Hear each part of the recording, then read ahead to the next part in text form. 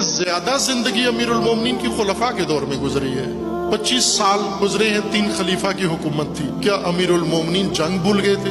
کیا امیر المومنین کی ذوالفقار کھو گئی تھی؟ کیا امیر المومنین سے خدا نخواستہ شجاعت ختم ہو گئی تھی؟ کیا امیر المومنین، وہ امیر المومنین جو بعد میں 35 سال بعد جب جنگ لڑی صفین میں جا کر، تو لوگوں کو پھر ایک دفعہ خندق و احد و بدر کا میدان یاد آیا، جب علی بھرپور جوانی میں تھے، نوجوانی میں تھے، اس طرح سے جنگ لڑی۔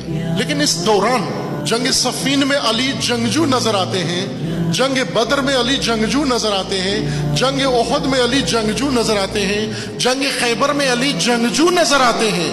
لیکن 25 سال خلفاء کے دور میں ایسے لگتا ہے کہ اس ہستی کو جنگ آتی ہی نہیں،